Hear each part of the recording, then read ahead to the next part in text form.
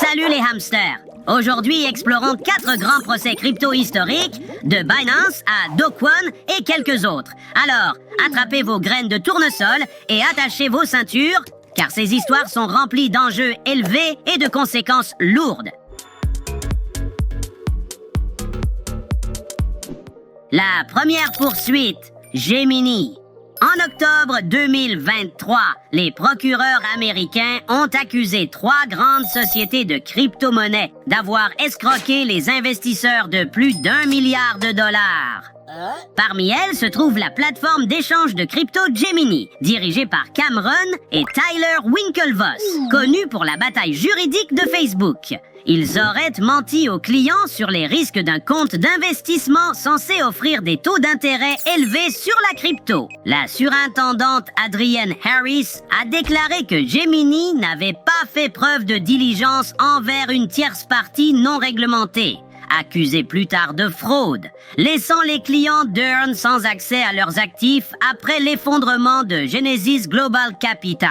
L'allégation a ensuite été portée à 3 milliards de dollars en février 2024, avec des investisseurs supplémentaires mis en lumière, y compris des clients de détail comme un chiropracteur et un père au foyer. Chacun a investi 2 millions de dollars en BTC avec Genesis. Résultat, la plateforme d'échange a fini par déposer le bilan quelques mois plus tard. En réponse, l'avocat à l'origine des allégations a déclaré que cette affaire était un autre exemple de mauvais acteur nuisant à l'industrie des crypto-monnaies sous-régulées. Le plus gros accord jamais conclu dans l'État a également interdit à Genesis de faire affaire à New York. En réponse, Gemini a affirmé avoir tout fait pendant 15 mois pour défendre les utilisateurs de Earn et récupérer leurs fonds. Que dire? On aime bien voir des problèmes réglés. Le prochain sur la liste, Do Kwon et la faillite de Terra. Bien sûr, aucune liste de faillites ne serait complète sans mentionner l'homme, le mythe, la légende lui-même, Do Kwon. Revenons un peu en arrière en 2022. Terra USD, un stablecoin, nécessitait la crypto Luna pour maintenir son ancrage 1 avec le dollar américain, comme tout stablecoin. Mais l'ancrage a échoué en mai 2022. Cela a entraîné des pertes estimées à 40 milliards de dollars pour les détenteurs de crypto. Ouch! Fait intéressant, Kwon a déménagé à Singapour avant la faillite de Terra, affirmant que c'était pour la sécurité de sa famille. Lors de sa première interview après le crack, il a ajouté que le stablecoin n'était pas un système de Ponzi, car ce sont les premiers investisseurs qui ont été les plus touchés. Je n'ai jamais pensé à ce qui pourrait m'arriver si cela échouait, a-t-il confié. Bien sûr, la SEC n'était pas de cet avis et a poursuivi Terraform et son ancien PDG, Do Kwon, pour fraude. Ils ont affirmé que la société avait trompé les investisseurs en promettant des rendements annuels de 20% via Anchor Protocol, une application DeFi. Terraform Labs a conclu un règlement de 4,5 milliards de dollars, comprenant 3,5 milliards en disgorgement, plus de 460 millions en intérêts avant jugement, 420 millions en pénalités civiles.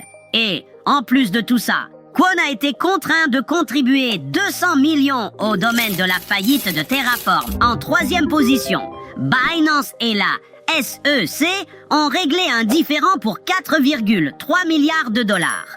Malgré sa position de leader mondial en échange de crypto, contrôlant 60% du marché, Binance a fait face à de graves problèmes juridiques et paie maintenant l'une des plus grandes pénalités corporatives jamais vues aux États-Unis.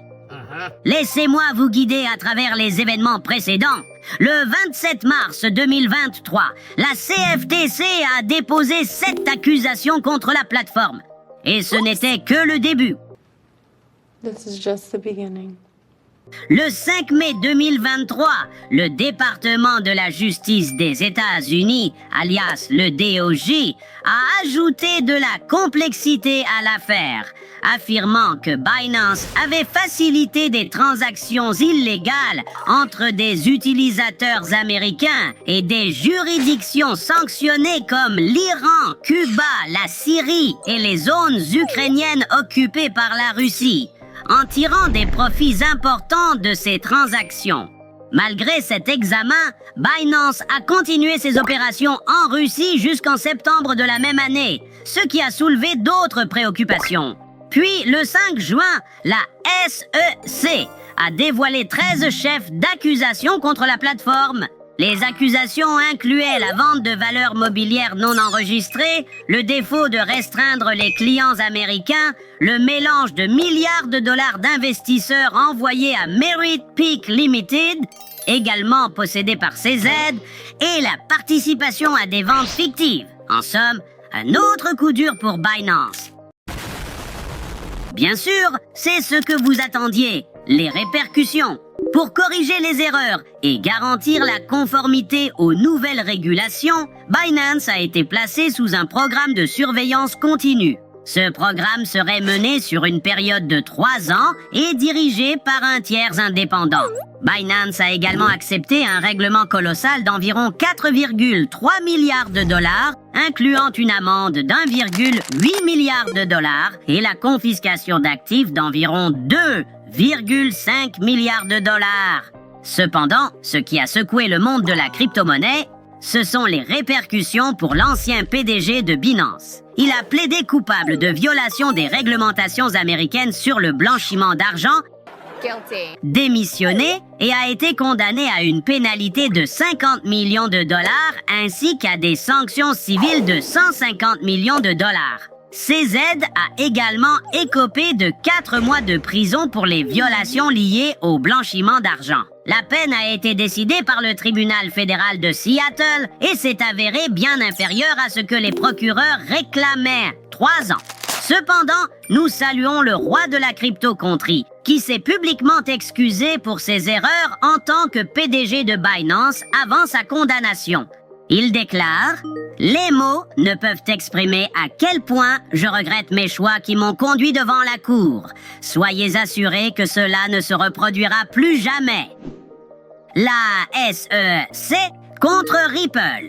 En parlant des plus grands procès, celui-ci peut être considéré comme un procès majeur pour son impact sur l'industrie, même si le montant du règlement était inférieur à celui des autres. En 2020, la SEC a accusé Ripple, le développeur de la blockchain et créateur du XRP, ainsi que ses dirigeants Brad Barlinghouse et Christian Larsen d'avoir levé plus d'1,3 milliard de dollars en 2013 en vendant des XRP comme une offre de titres non enregistrés. Le règlement?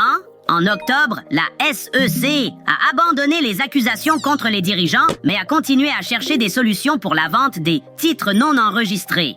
L'affaire s'est terminée par une amende de 125 millions de dollars pour Ripple et une interdiction de violer les lois sur les valeurs mobilières à l'avenir.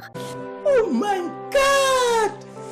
Wow! Cela représente seulement une fraction des 2 milliards de dollars initialement recherchés par la SEC, ce qui aurait fait de ce règlement le deuxième plus important. En fin de compte, cette poursuite a été une grande victoire pour Ripple, mais à plus grande échelle, ça a profité aux deux parties. La SEC a gagné en autorité sur les ventes aux institutions et le marché d'échange peut continuer à effectuer des transactions en crypto puisqu'elles ne sont pas classées comme des titres financiers.